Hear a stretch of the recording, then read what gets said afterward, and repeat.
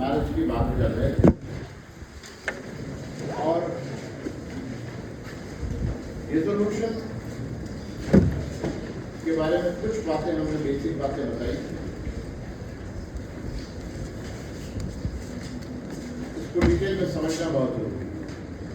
मुस्लिम law का ये वो पोर्शन है जिसको लेकर के बहुत सारे सवाल उठते रहते हैं समय समय पर और वेरियस रीजंस पे जाने की जरूरत नहीं। और मुझे ऐसा लगता है कि इस एरिया पे डिस्कशन जो है वो कभी इस दृष्टिकोण से नहीं होता कि जो एक्चुअल लॉ है उसे लोगों को समझाया जाए, बताया जाए, लोगों को मालूम है। तो मैं आपको जो बातें अपने लेक्चर में आज और आज के बाद आने वाले लेक्चर क्योंकि एक दिन में तो ये कंप्लीट नहीं होगा, जो बात मैं बताने जा रहा हूँ उसको बड़ा धैर्य से सुनिए। ये इसलिए ज़रूरी है कि आपका कॉन्सेप्ट अगर इस वक्त क्लियर हो गया, इस स्टेज पे क्लियर हो गया, तो आगे चल करके आपको इसकी बेनिफिट मिलने वाली है। आप डेफिनेटली इस इशू से टकराएंगे एज जज अगर आप काम कर रहे हो या एज एडवोकेट आप काम कर रहे हो, आपका सामना होकर रहेगा। बहुत सारे केसेस आपके सामने आएंगे। यहाँ ये समझना बहुत ज़रूरी है कि रिजोल्यूशन ऑफ मुस्लिम मैरिज के संबंध में कुछ पॉपुलर नोशंस हैं, कुछ इंफॉर्मेशन है जो पब्लिक डोमेन है और कुछ इंफॉर्मेशन ऐसी है जो लोगों को मालूम होनी चाहिए और वही नहीं मालूम। इनफैक्ट उन लोगों के लिए भी जो इस लॉ से शासित होते हैं, यानी मुस्लिम समुदाय के लोग, उनके लिए भी ये जरूरी है कि वो ये बात, इनफैक्ट उन्हीं के लिए ज्यादा जरूरी है कि वो इस बात को जाने।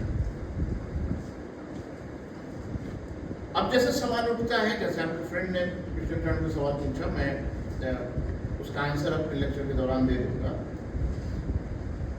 कि जैसे हस्बैंड को मुस्लिम लॉ में तलाक प्रोनाउंस करने का हक है, तो ऐसा कोई राइट वाइफ को है कि नहीं? ठीक है, बहुत जेन्युइन सवाल है, बहुत जेन्युइन सवाल है। कोई भी व्यक्ति जब जेंडर इश्यूज के बारे में जब सोचेगा तो ये सवाल उसके मन में आएगा, बिल्कुल निश्चित है। चलिए अब ये क्लियर हो जाएगा, हम स्पेसिफिकली इसको कैसे हम जवाब दें। पहले पूरा लेक्चर आप पूरा सुन लीजिएगा तो आपको जवाब मिल जाएगा, उसी दौरान मिल जाएगा। अब यहाँ एक और बात बता दें कि कुछ पॉइंट, जैसा कि लास्ट राउंड में मैंने आपको बताया था, कुछ पॉइंट्स पर, दोनों पॉइंट्स पर, तलाक के रूल्स के एक्सप्लेनेशन के पॉइंट पर और दूसरा जो शब्द मैंने इस्तेमाल किया था खुला, उसके एक्सप्लेनेशन के पॉइंट पर भी कोर्ट ने जो ओपिनियन एडॉप्ट की है वो एक्चुअली मुस्लिम लॉ से मेल नहीं खाती। आज की कोर्ट नहीं, आज की कोर्ट नहीं, किस कोर्ट की मैं बात करता हूँ? और बहुत पुराना वो जजमेंट है, मैं अभी आपको वो जजमेंट बता रहा हूं। उस जजमेंट का नतीजा ये हुआ कि वो explanation doctrine of stare decisis के कारण फॉलो होता रहा और आज तक बदस्तूर जारी है, उसको ओवररूल नहीं किया। और जिसका परिणाम ये निकला कि अभी भी गलत लॉ तलाक के बारे में भी कोर्ट जानता है, बुक्स में राइटर्स ने गलत लिख रखा है, यहाँ तक कि मुस्लिम ऑथर्स ने लिख रखा है, वही लॉ लिख रखा है जो न्यायालय के निर्णय से वो समझते हैं। और खुला के बारे में भी जो बातें लिखी गई हैं वो लिखी गई हैं। वैसे अब आप कहेंगे कि तो क्या माना जाए? एक तरफ मैं ये स्टेटमेंट दे रहा हूँ कि ये दोनों पॉइंट्स ठीक से समझे नहीं गए हैं और उसका जो एक्सपोजिशन है, जो एक्सप्लेनेशन है, वो प्रीवी काउंसिल के द्वारा उचित ढंग से नहीं किया गया। तो आपके मन में सवाल उठेगा, फिर लॉ है क्या? फिर कौन सा लॉ? मैं जो कह रहा हूं वो लॉ है, या जो प्रीवी काउंसिल ने एक्सप्लेनेशन दिया, जो एक्सपोजिशन दिया है वो लॉ। तो याद रखिएगा, सुनिए, बहुत क्लियर हो जाएगी इस बात, क्योंकि लॉ में मैं बार बार कहता रहा हूं कि गड़बड़ी हो चलेगा, अनिश्चितता हो नहीं चलेगी। अनिश्चित लॉ नहीं होना चाहिए। लॉ बुरा है तो ठीक हो जाएगा, उसको अमेंड कर दिया जाएगा, लेकिन लॉ अनिश्चित हो तो यही नहीं मालूम होगा कि लॉ क्या है, वो ठीक नहीं, वो बहुत बुरा है। अब सुन लीजिए मेरी बात को, ये तो सच है कि लॉ वही है जो कोर्ट ने कहा है, क्योंकि वही लागू है, चाहे पसंद करें या नापसंद करें, चाहे उसे क्रिटिसाइज करें या जो चाहे करें, लॉ वही लागू है।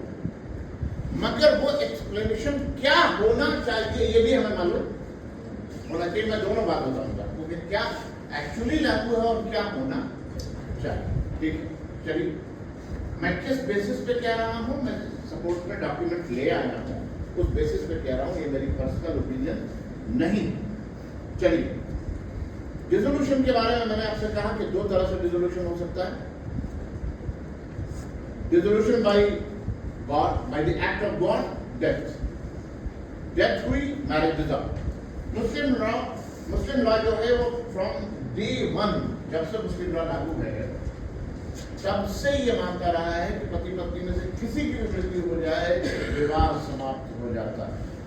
यानी जो जीवित बचा हुआ है वो स्वतंत्र है, वो पुनर्विवाह कर सकता है, बस इसी बात के लिए। अब वो किसी वैवाहिक बंधन में नहीं, ऐसा कि क्योंकि मुस्लिम लॉ में जन्म जन्मांतर का कोई कॉन्सेप्ट नहीं, इसलिए जो हिंदू कॉन्सेप्ट है कि जन्म जन्मांतर का ये संबंध है, even the death can not untie, हालांकि लॉ वहां भी बदल गया है, लेकिन रिलीजियस कॉन्सेप्ट जन्म जन्मांतर के संबंध को मानता है। मुस्लिम लॉ में ये पहले दिन से नहीं है, यानी अगर डेथ हो गई हस्बैंड की, वाइफ फ्री, वाइफ की डेथ हो गई, हस्बैंड फ्री, रीमैरी करना चाहे ये उनकी चॉइस है, करना चाहे करे, ना करना चाहे ना, ठीक है, रीमैरिज पॉसिबल। तो डेथ से मैरिज डिसॉल्व हो गया। दूसरा, marriage by act of parties भी डिसॉल्व हो, एक्ट ऑफ पार्टीज, हस्बैंड कुछ कर दे, मैरिज डिसॉल्व हो जाएगी। वाइफ को भी मुस्लिम लॉ के अंतर्गत यह अख्तियार हासिल है कि वो कुछ कर दे, मैरिज डिसॉल्व हो जाएगा। एक तीसरी संभावना भी है, with the help of the court of law, with the help of the court of law, न्यायालय की मदद से भी, उसको जुडिशियल प्रोसेस के थ्रू भी मैरिज डिसॉल्व किया जा सकता है।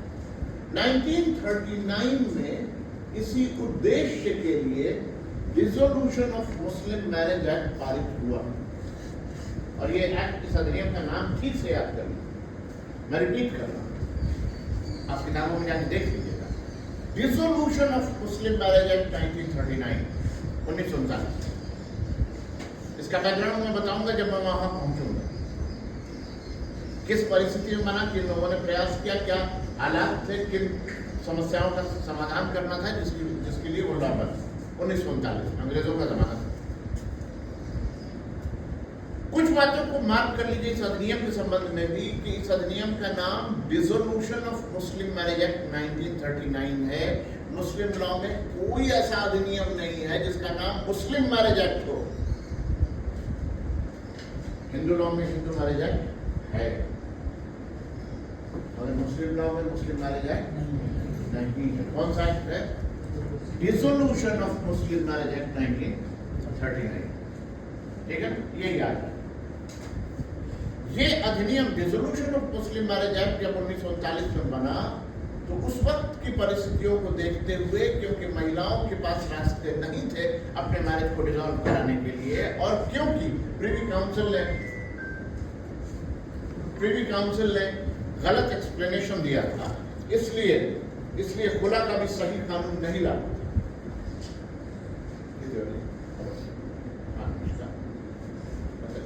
अरे सर आपके हमदान एक और सर मैं खुद से क्लास में अगर आप इजाजत दें तो मैं उसके बाद कॉल करता हूँ, ठीक है? मैं उसके बाद कॉल, ठीक। चलिए, मैं क्या कह रहा था आपसे कि dissolution of Muslim marriage act जो है वो पारित इसलिए हुआ क्योंकि प्रीवी काउंसिल का जो एक्सप्लेनेशन था खुला था, वो गलत एक्सप्लेनेशन अस्तित्व में था, लागू था, उस वक्त भी आज भी लागू है। इसलिए महिलाओं के पास रास्ता नहीं था कि अगर किसी कठिन परिस्थिति में वो थी और अपने मैरिज को वो डिसॉल्व कराना चाहती थी तो फिर वो क्या करती। उस वक्त कई सामाजिक समस्याएं खड़ी हुई इस तरह की, जिसको आंसर करने के लिए dissolution of Muslim marriage act खुद मुस्लिम समुदाय के लोगों के प्रयास से पारित हुआ। और वो अधिनियम सिर्फ महिला को यह अधिकार देता है कि अपने मैरिज को डिसॉल्व कराने के लिए वो कोर्ट ऑफ लॉ जा सकती है। वो अधिनियम केवल महिलाओं को अधिकार देने के लिए पारित ही हुआ क्योंकि पुरुष को जरूरत नहीं, वो पहले ही अधिकार संपन्न, उसको जरूरत नहीं। इसलिए जरूरत किसको थी? केवल महिला को। और इसलिए dissolution of Muslim marriage act पारित हुआ। अब उसके डिटेल्स में हम बाद में आएंगे। अब आइए, बाई एक्ट ऑफ पार्टीज में सबसे पहले बाई हस्बैंड, इसी पर चर्चा चल रही है। पति अगर डिवोर्स देना चाहता है तो कैसे डिवोर्स देगा, क्या करेगा? तो कॉमन नॉलेज हमारे पास क्या है कि पब्लिक डोमेन में पति तलाक देते। आमतौर से हम क्या जानते हैं, पति अपनी पत्नी को 3 बार तलाक की घोषणा करेगा और तलाक हो जाएगा। ठीक है, यही हम जानते हैं। सच्चाई क्या है वो मैं आपको बता रहा हूं। सुनिए, तलाक कई प्रकार हैं। तलाक के कई प्रकार। पहला प्रकार, शब्द जरा सा कठिन है मगर धैर्य से काम लीजिएगा, तलाकुल सुन्नत।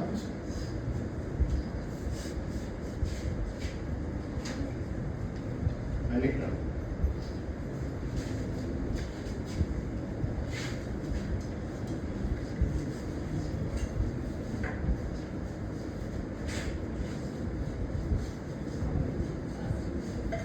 इस तरह भी लिखते हैं और एल भी लगा है। तलाकुल सुन्नत, तलाकुल सुन्नत 2 प्रकार का होता है।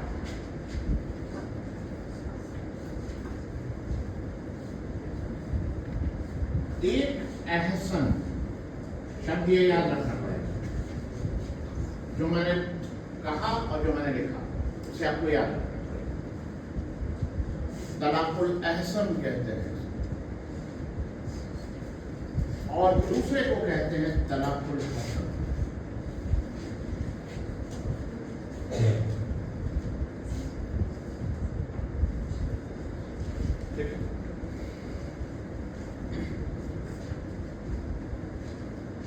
इसके बाद तलाकुल सुन्नत के बाद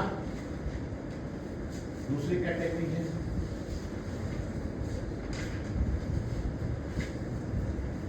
इसको तलाक़े बिदअत भी कहते हैं, तलाकुल बिदअत भी है। अलग अलग तरह से इसका उच्चारण है, तलाक़े बिदअत या तलाकुल बिदअत। जो एक ही बार में, एक ही सिटिंग में, एक ही मर्तबा में 3 बार अपनी पत्नी को तलाक देने की घोषणा करने की घटनाएं हम सुनते हैं, वो ये तलाकुल बिदअत।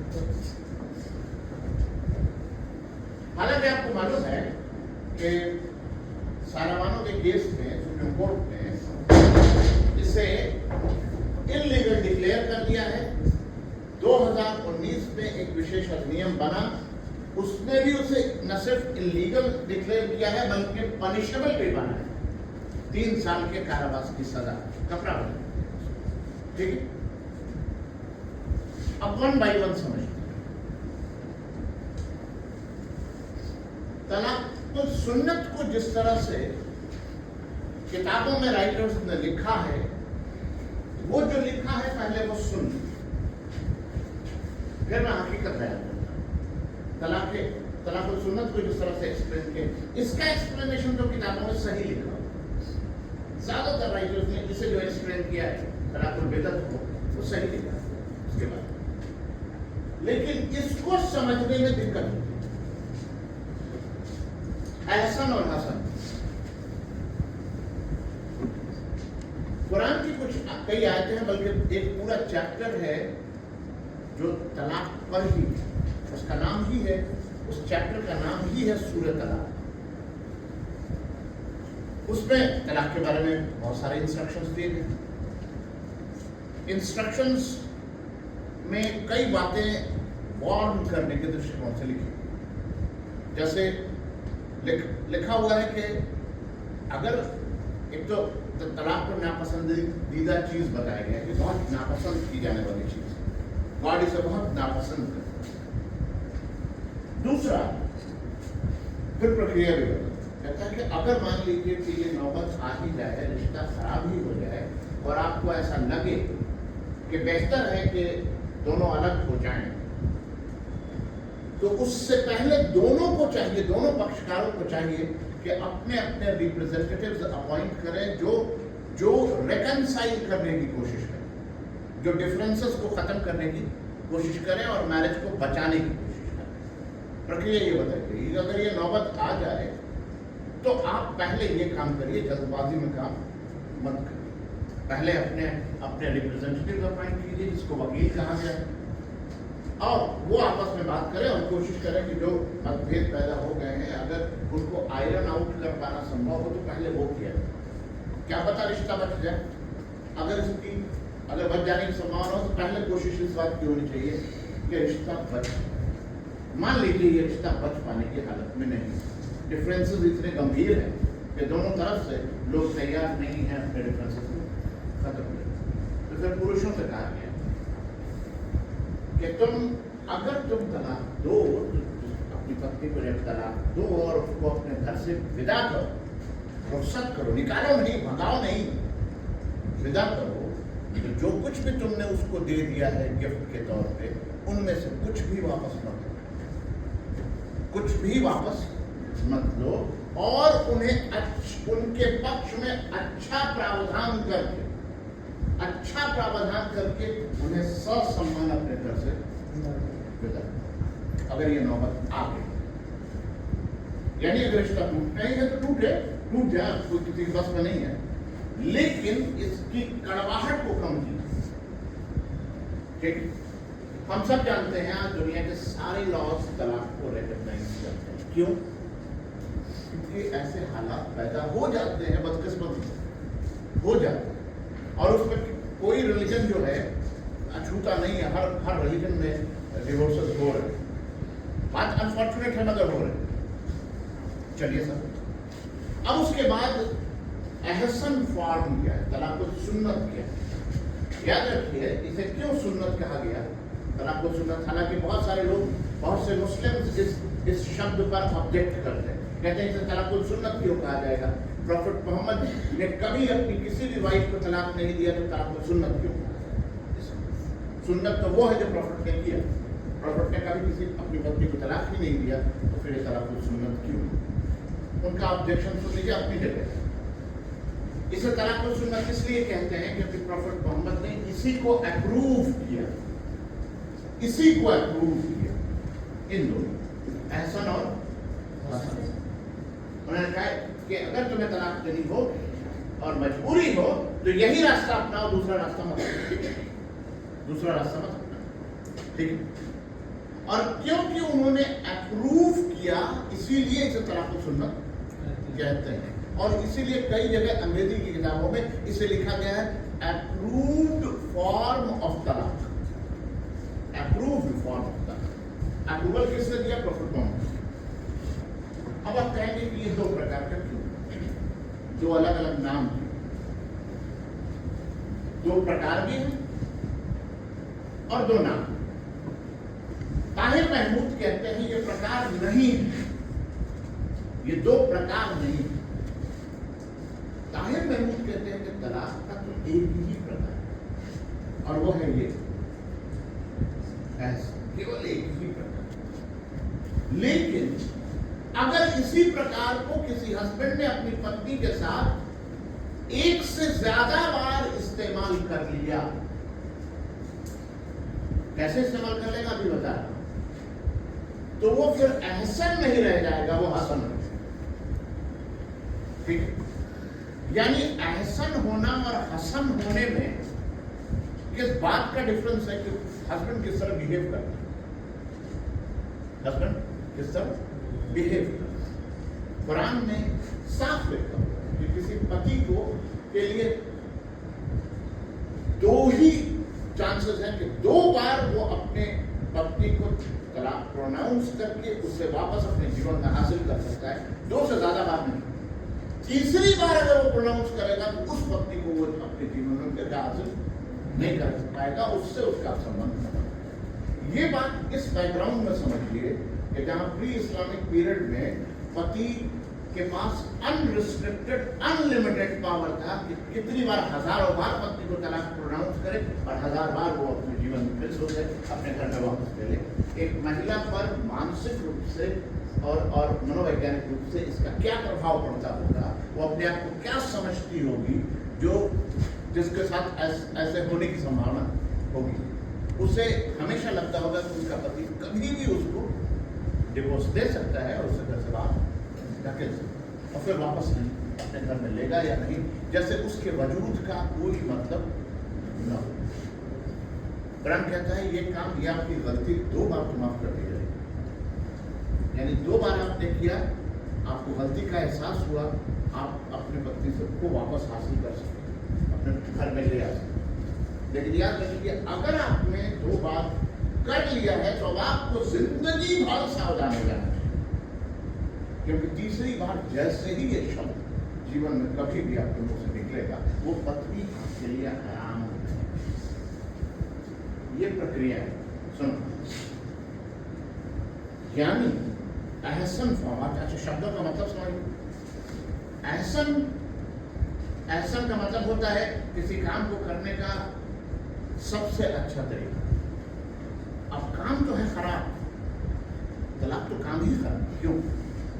तलाक अपने आप में खराब है, इसीलिए तो it is the most detestable thing before God among all permissible things. अगर सारे वो काम जिसकी इजाजत दी गई है उसमें से ये सबसे बुरा काम है, अगर तो बुरे काम को भी सबसे अच्छे तरीके से, अब घर गिराना हो, मान लीजिए डेमोलिश करना हो, क्या रास्ता, हम इसे ब्रिक बाय ब्रिक भी तोड़ सकते ताकि इसका जो मटेरियल, बिल्डिंग मटेरियल शायद इस्तेमाल हो जाए, या हम इसे डायनामाइट लगा रखें, तोड़ दें, सब कुछ खत्म हो जाए।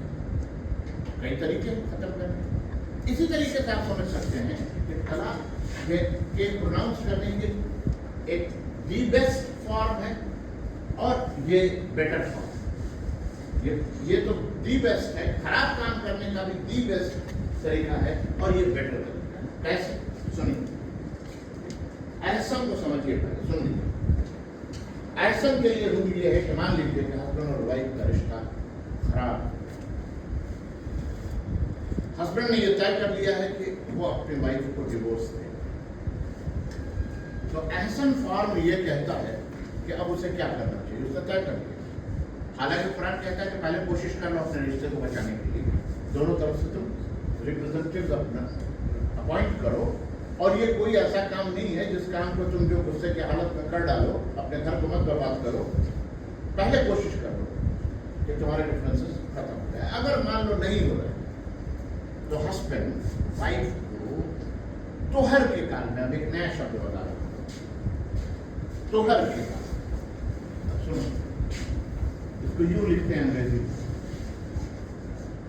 TUHR, तोहर के काल में पत्नी को तलाक देने की मात्र एक घोषणा करें, मात्र एक घोषणा करें। फिर रिपीट करना, किस काल में? दोहर के काल में। आप सुन लीजिए कि दोहर का काल कौन? दोहर का काल वो है जो 2 मेंस्ट्रुएशन कोर्सेस के बीच का काल है। महिलाओं को मासिक धर्म होता है, 2 मासिक धर्म के बीच का की अवधि, ये वो अवधि है, इसी अवधि में शारीरिक संबंध बनाने की इजाजत है। मेंस्ट्रुएशन कोर्सेस के दौरान शारीरिक संबंध बनाने की इजाजत नहीं। ज्यादातर सिस्टम्स इस पर यही बात करते हैं, मुस्लिम लॉ में भी यही प्रावधान। तो तोहर का काल उसको कहते हैं, 2 मेंस्ट्रुएशन कोर्सेस के बीच की वो अवधि जिसमें पति पत्नी एक दूसरे के निकट आ सकते।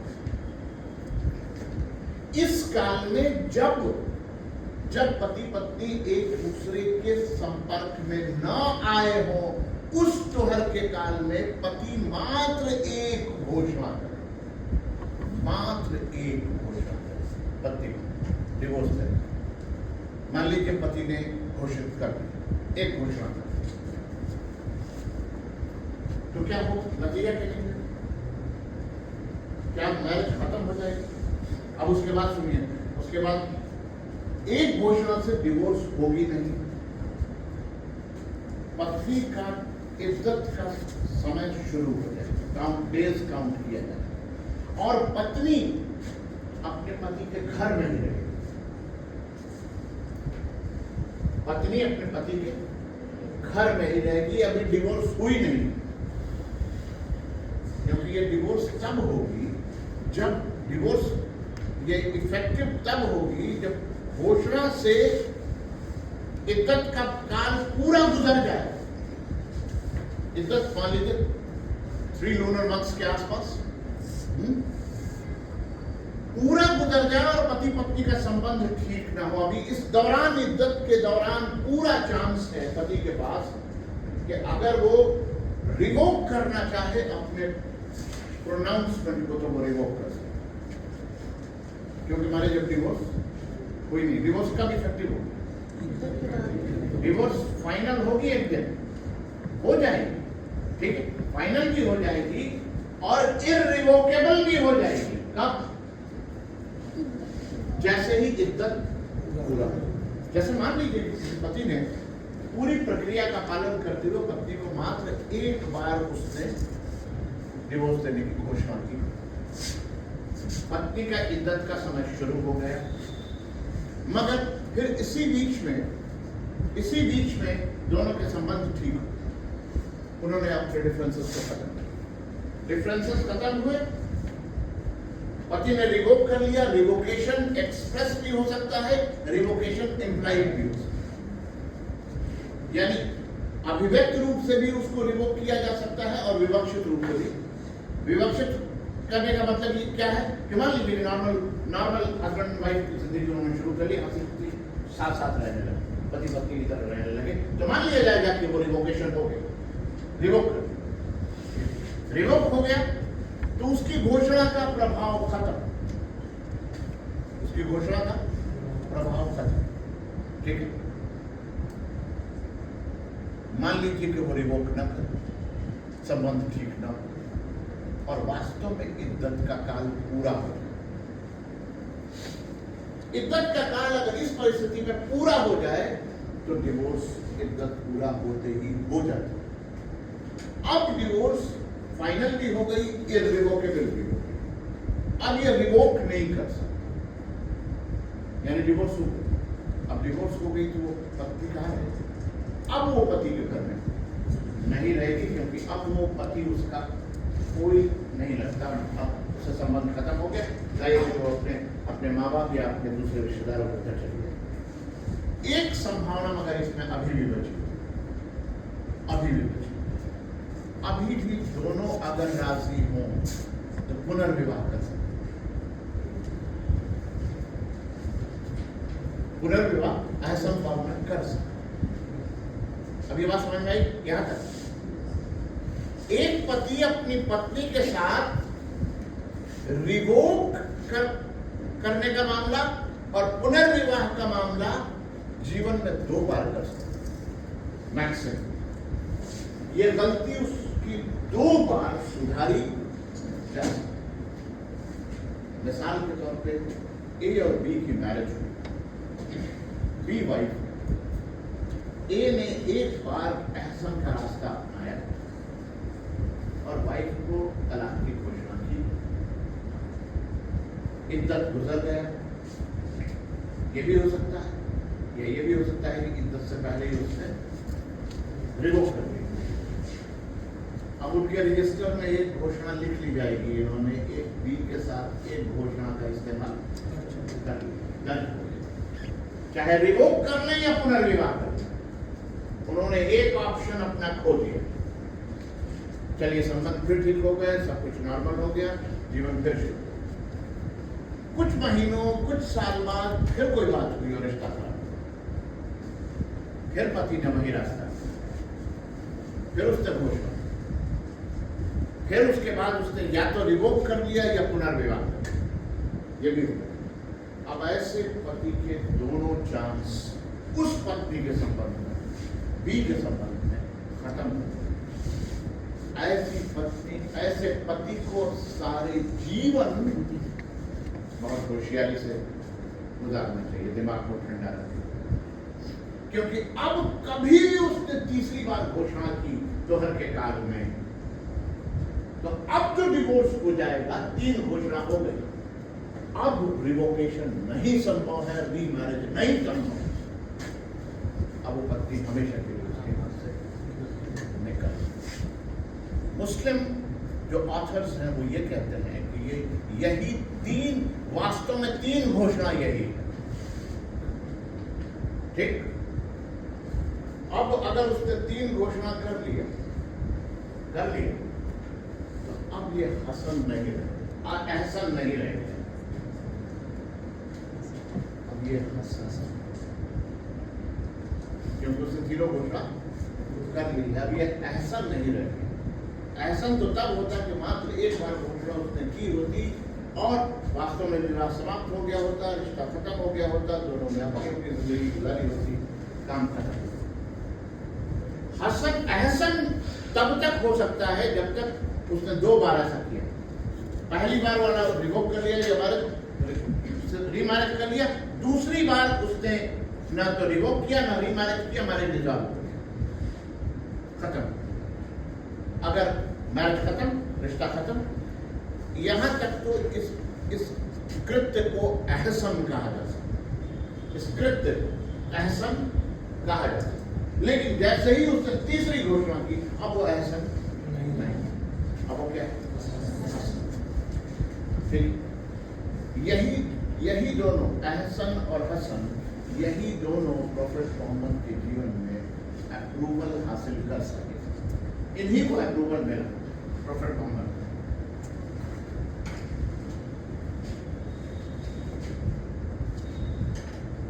इन दोनों में, इन एहसन और हसन दोनों में आप देख रहे हैं कि बेहतर क्या है, खराब काम अभी भी हो रहा है, मगर इसमें सिर्फ अच्छाई ये है कि एक तो इसमें समय लिया जाता है और इसमें पूरी संभावना है कि रिश्ते को बचाया जा सकता है, रिकंसिलिएशन की गुंजाइश इसमें नजर आ रही है। दूसरी बात, अच्छी बात क्या है, तलाक जो शब्द है, जो बेहद घृणा का पात्र है, वो शब्द, उस शब्द को बार बार इस्तेमाल नहीं किया, इस वजह से ये बेहतर हुआ। अच्छा, एक बात और जान लो, यहाँ प्रोफेट मोहम्मद के पीरियड में अगर कोई व्यक्ति एक ही बार में, एक ही सिटिंग में उत्तेजना की अवस्था में अगर 1 से ज्यादा बार तलाक की घोषणा कर देता था अपनी पत्नी को, यानी उसी शब्द को बार बार दोहरा देता था वो, और अगर वो ये कहता था कि उसका आशा, शपथ पर अगर वो ये कहता था कि उसका आशा सिर्फ 1 बार ही कहना था, लेकिन क्योंकि बहुत उत्तेजना में था इसलिए उसके मुंह से कई बार ये शब्द निकल गया, तो प्रोफेट मोहम्मद केवल उसको 1 घोषणा ही काउंट करते थे, उसे 1 घोषणा ही काउंट करते, उससे पूछते थे, उससे बुलाते थे, उससे पूछते थे कि तुम शपथ पर बताओ कि तुम्हारे अंतर्मन में क्या था, तुम्हारे दिल में क्या, तुम 3 बार घोषणा करना चाहते थे या तुम 1 बार करना चाहते थे? तुम सच बोलो, क्योंकि जो कहोगे उसके जिम्मेदार तुम हो, उसका जवाब तुम्हें ईश्वर के समक्ष लेना होगा। तुम झूठ बोलोगे तुम जिम्मेदार होगे, सच बोलोगे तो अपनी जगह। तो अगर वो व्यक्ति ये कहता था कि नहीं, हमारी भावना तो केवल 1 ही घोषणा की थी, तो उस घोषणा को मात्र 1 घोषणा काउंट किया। यहां तक तो हुआ एहसन और हसन, समझ आइए बात आपको, एहसन और हसन यहां तक। ये चीज प्रचलन में रही प्रोफेट मोहम्मद के जमाने में भी और फर्स्ट कैलिफ अबू बकर के जमाने में। जो डिवोर्सेस होती थी या तो अहसन के फॉर्म में होती थी या फिर हसन के फॉर्म में। तो सवाल उठता है कि ये कहां से है, जिसको ट्रिपल डिवोर्स का, इररिवोकेबल ट्रिपल डिवोर्स का। और आमतौर से तकलीफ की बात यह है कि मेजॉरिटी मुस्लिम चाहे पढ़ा लिखा हो या अनपढ़, मैं ये ऐसा क्यों कह रहा हूं कि पढ़ा लिखा हो या अनपढ़, क्योंकि जब मैंने खुद लॉ में एडमिशन लिया तो पहली बार जाना, मैं ग्रेजुएट तो हो चुका था और सेंट्रल यूनिवर्सिटी से ग्रेजुएट, तो पहली बार मैंने जाना इस बात से, जब मैं खुद लॉ पढ़ने, तब मैंने सोचा कि इसका मतलब ही है कि मेरे जैसे तो ज्यादातर, मुझे तो मालूम नहीं था, ये तो मैं इसको पढ़ने के बाद जाना। ठीक, अब सुनिए बिदअत की कहानी कैसे शुरू हुई, बिदअत की कहानी, और इसी ने मुस्लिम लोगों को ज्यादा बदनाम किया।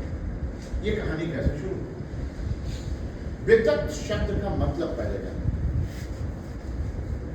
बिदअत का मतलब है इनोवेशन, अंग्रेजी में कहते हैं इनोवेशन, इनोवेट करना। इनोवेशन का मतलब कि वो चीज जो ओरिजिनली एग्जिस्ट नहीं करती थी, किसी वजह से सिस्टम का पार्ट बन गई। ओरिजिनली एग्जिस्ट नहीं करती थी, किसी वजह से सिस्टम का पार्ट। तो आपके मन में सवाल उठेगा कि ये सिस्टम का पार्ट कैसे बनी, कब बनी, किसके दौर में बनी? सुनिए, सेकंड कैलिफ का जमाना था, सेकंड कैलिफ उमर फारूक का जमाना। उमर फारूक, अच्छा, सेकंड कैलिफ जिनको सुन्नी मानते हैं, शिया नहीं मानते। शिया पहले तीन कैलिफ्स को नहीं मानते, अबू बकर, उमर फारूक, उस्मान गनी, इन तीन को उनको नहीं मानते। वो कहते हैं कि इनको होना नहीं चाहिए था, असल में अली को होना चाहिए, और इसलिए वो नाम भी बदल देते हैं। कैलिफ की जगह वो इमाम शब्द इस्तेमाल करते हैं, और अली और उनके बाद उनके वंशजों में जो श्रृंखला है इमामों की, उनको वो गिनते हैं, उनको वो फॉलो करते हैं। यही मेन डिफरेंस है शिया और सुन्नी, शिया और सुन्नी में यही मेन डिफरेंस। बाकी डिफरेंसेस इसी के कारण है, ये उसका रूट कॉज है। ठीक है, अब सुनिए, प्रॉफेट मोहम्मद का दौर खत्म हो चुका, वो इस दुनिया से जा चुके, अबू बकर इस दुनिया से जा चुके, दौर है उमर फारूक। उमर फारूक बहुत सख्त कैलिफ माने जाते हैं, और गलती पर किसी को भी छोड़ते नहीं थे, यहां तक कि अपने बेटे तक को उन्होंने नहीं छोड़ा, अपने बेटे तक को नहीं छोड़ा, और सजा अपने हाथ से दी। सजा जब पूरी सजा नहीं पूरी हुई, बेटे की डेथ हो गई, तो बाकी सजा उसके कवर हो। इतना सख्त आदमी। उनके जमाने में उनके पास रिपोर्ट आई, रिपोर्ट ये आई कि लोग तलाक के नियमों का उल्लंघन कर रहे हैं। बहुत से लोग जो जानते हैं कि एक ही सिटिंग में कई बार अगर अपनी पत्नियों को तलाक की घोषणा कर दें और उसे एक ही गिना जाएगा, कई बार घोषित कर दें मगर एक ही गिना जाएगा, इसका दुरुपयोग कर, इसका दुरुपयोग कर, अपनी पत्नियों को सताने के लिए दुरुपयोग कर रहे हैं, क्योंकि उनको मालूम है कि वो तकलीफ भी पहुंचा लेंगे और उस पत्नी को अपने जीवन में वापस हासिल भी कर लेंगे। ये दोनों हाथ में लड्डू हैं। ये बात उमर फारूक के कोर्ट में उनके एडमिनिस्ट्रेशन के दौरान रिपोर्ट की गई कि ऐसा हुआ। जब उन्होंने इसकी खबर मिली तो उसकी तहकीक की कि क्या वास्तव में ऐसा हो रहा है। तहकीक से उनको पता चला कि हाँ, कुछ लोग ऐसा कर। उन्होंने एक एडमिनिस्ट्रेटिव रूल बनाया, और वही एडमिनिस्ट्रेटिव रूल इसका जनक चला।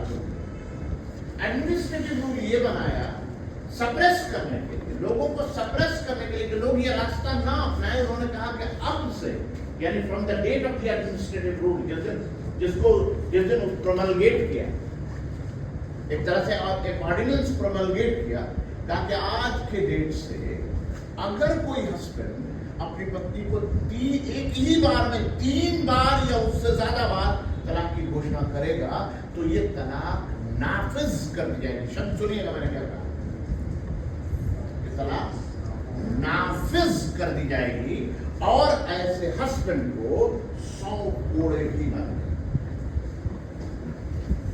ऐसे हस्बैंड को 100 कोड़े भी मारेंगे अगर उसने ये रास्ता अपना।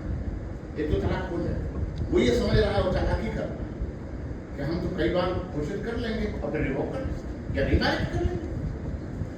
उमर फारूक के जमाने में रूल ये बना कि ना भाई ये तो मामला था, अब आप रिवोक नहीं कर पाए, रिमैरिज नहीं कर पाए। आप ये रास्ता जैसे ही अपनाएंगे, अगर आपने 3 या 3 बार घोषित किया, तलाक इफेक्टिवली इंप्लीमेंट कर दी जाएगी, आपकी पत्नी नहीं रह जाएगी और उसके साथ साथ आपको इनाम भी मिलेगा, 100 करोड़ वो भी लेते जाइए। और ये प्रैक्टिस में था, ये बात प्रैक्टिस में थी। वक्त गुजरने का नतीजा ये हुआ कि ये जो एडमिनिस्ट्रेटिव रूल किसी बीमारी को खत्म करने के लिए बनाया गया था, असल में ये एडमिनिस्ट्रेटिव रूल खुद एक बीमारी बनाई, खुद एक बीमारी। अनफॉर्चुनेट सिचुएशन ये है कि यही तलाक़ुल बिदअत ज्यादा लोगों को सूट करता था, मर्दों के समाज को सूट करता था।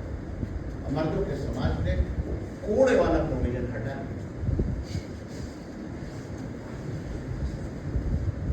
और तलाक़ुल बिदअत का प्रोविजन। अब पूछ लीजिए,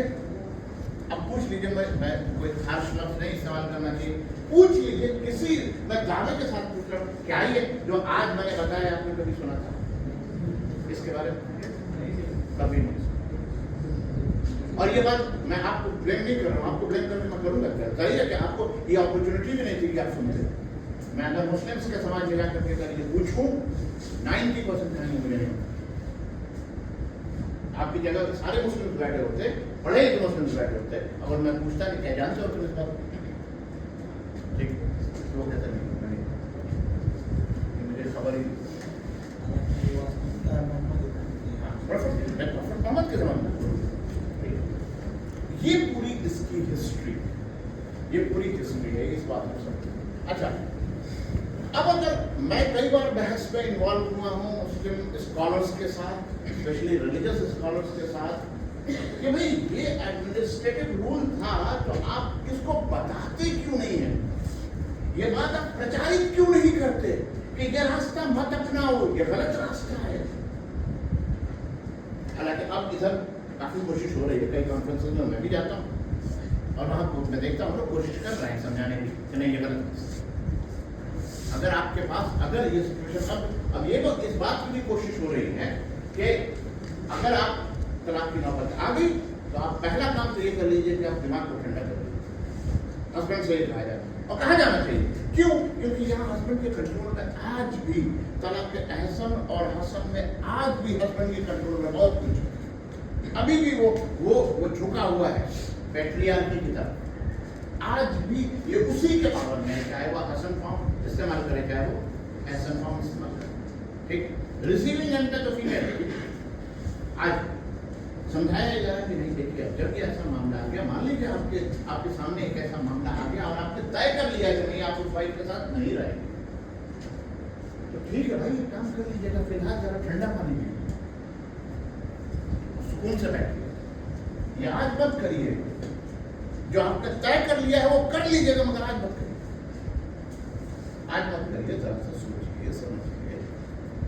आपके डिसीजन को कोई प्रभावित भी नहीं करेगा, जिस दिन चाहिएगा कर लीजिएगा, मगर उससे पहले सारे जो रास्ते हैं, पॉसिबल रास्ते हैं, वो रास्ते एक्सरसाइज कर लीजिए ताकि उससे घर टूटता है। घर जब टूटता है तो बहुत कुछ टूटता है।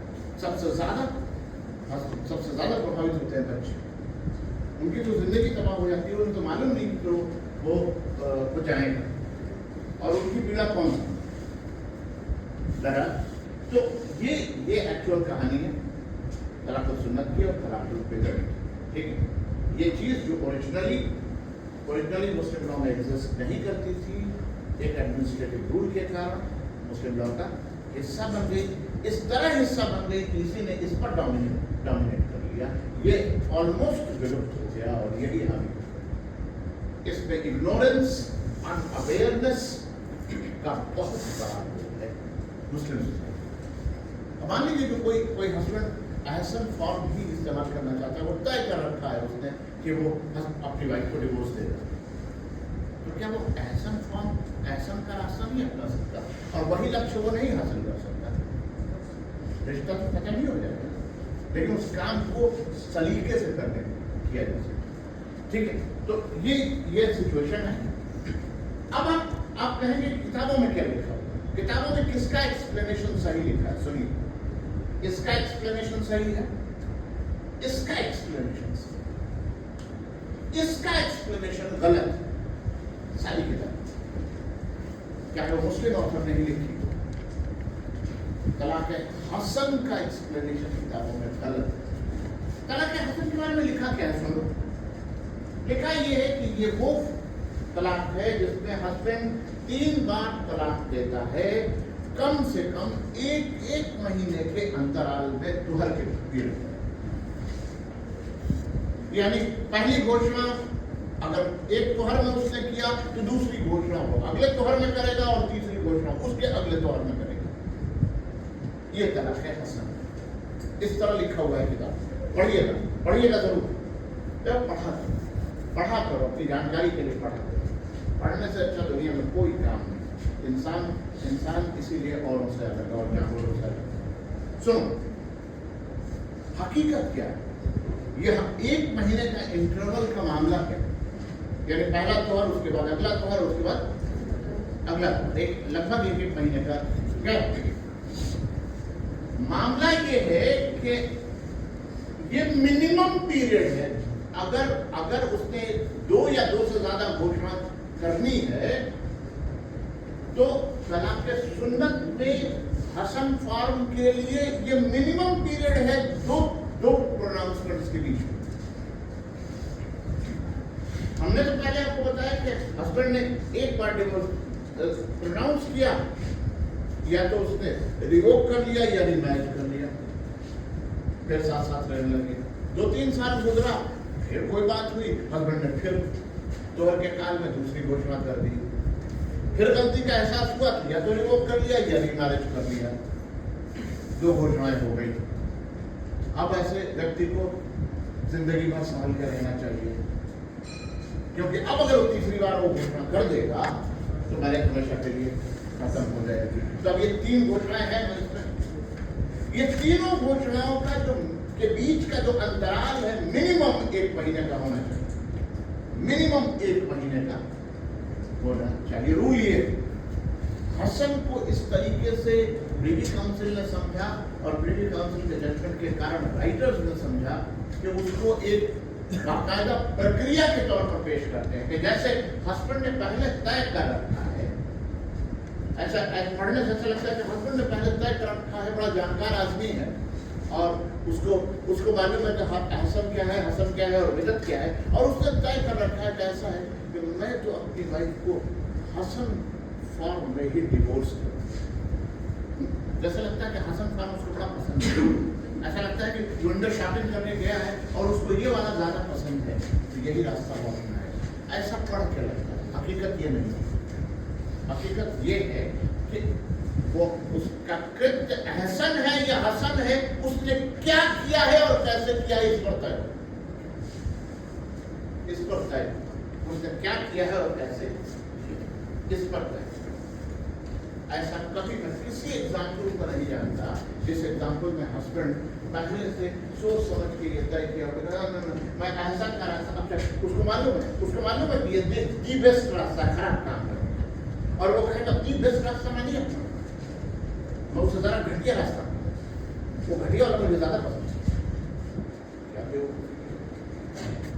अरे भाई ये खराब काम करने का उससे जानकार संपर्क किया, पूछा भाई देखो ऐसा कि नौबत आई गई है, तो यार ये रास्ता अपनाओ, यही सबसे अच्छा रास्ता है खराब करना। मैं नहीं समझता कि कोई पागल ही होगा जो कहता नहीं इससे ज़रा खराब वाला रास्ता बताओ, इससे भी खराब बताओ तो मैं वो। तो ये मामला वैसे ही है, किताबों में जो लिखा हुआ है वो हसन फॉर्म उससे समझ नहीं है, और वो एक्चुअली नहीं है। उसको पढ़ने से ऐसा लगता है कि पति जो है हमेशा हर बार अगर हसन का रास्ता अपनाएगा तो ये जरूरी है कि वो पहला प्रोनाउंसमेंट एक तोहर में करे और अगला प्रोनाउंसमेंट उसके अगले तोहर में करे और तीसरा प्रोनाउंसमेंट तीसरे तोहर में करे। ये जरूरी है, ऐसा पढ़ने से लगता है। जबकि सच्चाई ये है कि पूरी जिंदगी में वर्षों में ऐसा हो सकता है कि एक आज प्रोनाउंसमेंट हो, रिवोक हो जाए या इनवैलिड हो। ठीक है, रजिस्टर में दर्ज हो गया एक प्रोनाउंसमेंट, हस्बैंड 10 साल बाद दूसरी घोषणा करे तो दूसरा दर्ज हो जाएगा। अब ऐसे हस्बैंड के लिए रास्ता क्या बचा है? अब जिंदगी भर संभल कर रहे और तीसरी घोषणा उसने की तो उसकी पत्नी हमेशा के लिए उसके हाथ से निकल। ठीक है, कुछ और भी चीजें हैं जिस पर बात करेंगे नेक्स्ट। उमर फारूक का दौर किससे